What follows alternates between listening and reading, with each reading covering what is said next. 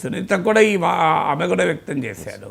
ఎందుకంటే సునీత పైన వైసీపీ వాళ్ళు అటాక్ కూడా పెట్టారు, వాళ్ళే చంపారని, బిడ్డ ఆల్రెడీ చంపారని కూడా వైసీపీ ప్రచారం కూడా చేసింది.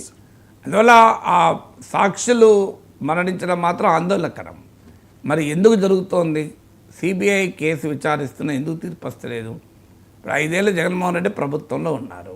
సిబిఐ కేసు విచారణ, సిబిఐ ఒక మర్డర్ కేసు మిస్టరీని విప్పలేదా? నాకు నిజంగా అర్థం కాని అంశం. కానీ సిబిఐ ఎవరి చేతిలో ఉంది? కేంద్రం చేతిలో ఉంది. భారతీయ జనతా పార్టీకి వైసీపీకి ఏం పొత్తు లేదు. ఇప్పుడైతే టీడీపీకి వైసీపీకి పొత్తుంది, అయినా ఈ కేసు కదలదు. ఎందుకు కదలదు? బీజేపీకి వైసీపీకి మధ్య ఉన్న అప్రకటిత సంబంధమే. ఇందులో అనుమానం ఏమున్నది? మరి జగన్మోహన్ రెడ్డి ఎందుకు వెళ్ళలేదు చెన్నైకి? స్టాలిన్ మీటింగ్ పెడితే ఇలాంటి ఇష్యూస్ ఉన్నాయి కనుక వెళ్ళలేదు. అనుమానం ఏమున్నది అలా? సో ఎల్లుంటే గుండెపోటుకు గొడ్డలు పెట్టుకు మధ్య ఏం జరిగిందో సిబిఐ బయట పెట్టేదే కదా. సో అందువల్ల సిబిఐ కూడా ఒక పొలిటికల్ క్లౌడ్స్ కనబడుతున్నాయి. ఒక మర్డర్ మిస్టరీని సిబిఐ ఛేదించలేదు 5 ఏళ్ళు, 5 years అయినా కూడా. సాక్షులకు ప్రొటెక్షన్ ఇవ్వలేదా? సాక్షులందరినీ చనిపోయాక, చంపేశాక అనండి, లేదా చనిపోయాకనండి, ఇక కేసులో ఏం తెలుస్తుంది? ఆఖరికి ఏమీ తెలియదు. మీరు చూడండి, అల్టిమేట్గా అసలు కేసు మిథ్య, వివేకానంద మరణం మిథ్య అని మనం అనుకోవాల్సి వస్తుందా? ఎందుకు తెలియదు అంటే, ఒకటి సిబిఐ విచారణ జరిపినా తెలియదు. అన్ఫార్చునేట్గా వస్తున్న సమస్యలు అదే. రాజకీయ పార్టీలు ప్రతిదానిపైన పొలిటికల్ ఫైటే చేస్తారు, కానీ రియాలిటీ ఏంటి అనేది మరి ఎందుకు వ్యవస్థలు పనిచేయవు అనే క్వశ్చన్. ఇప్పుడు ఒక్కటే కాదు కదా, ఇదే కాదు, ఫైబర్ గ్రిడ్ ఆరోపణలు పెద్ద ఎత్తున టీడీపీ చేసింది, వైసీపీ సేవలు జరిగిందని. అల్టిమేట్గా ఎవరిని శిక్షించారు?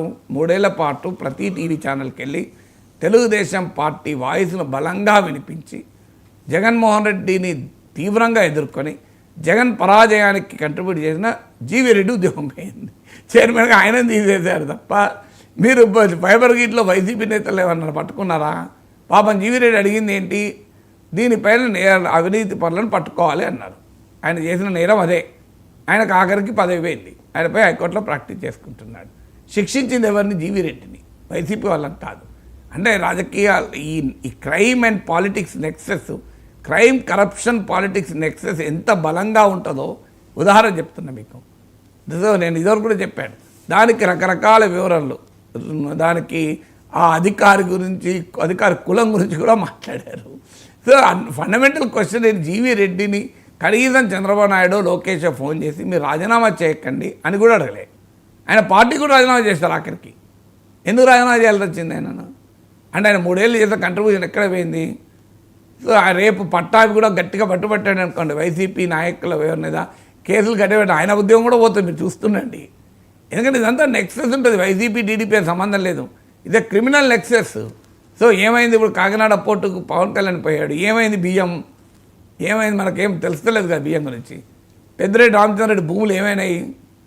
ఆక్రమించి 1000 ఎకరాల భూములు ఆక్రమించారు కదా. ఇంకెందుకు చర్య తీసుకుంటలేరు? ఇది నేను అడుగుతున్నాను కాదు, తెలుగుదేశం కార్యకర్తలు అడుగుతున్నారు, వేరే వాళ్ళు అడుగు కాదు. ఇప్పుడు విజయసాయిరెడ్డి అయిపోయింది కదా, ఇక విజయసాయిరెడ్డికి ఫుల్ ప్రొడక్షన్ వచ్చేసినట్టు అనుమానం వస్తుంది కదా. ఎవరి మీద ఏమైంది? జగన్మోహన్ రెడ్డి పైన ఈ 10 ఏళ్ళు ఏమైంది చెప్పండి? బెయిల్ మీద ఉండడా లేడా? సిబిఐ ఈడీ కేసులు ఉన్న అరవింద్ కేజ్రీవాల్, హేమంత్ సోరెన్ వీళ్ళంతా జైలుపోతారు. కవిత, ఒక్క జగన్మోహన్ రెడ్డి మాత్రం ఏం కాదు కదా. 10 ఏళ్ళుగా చూసినాం కదా మా తతంగం. అందులో 4 ఏళ్ళు టీడీపీ బీజేపీ కలిసే ఉన్నది కదా.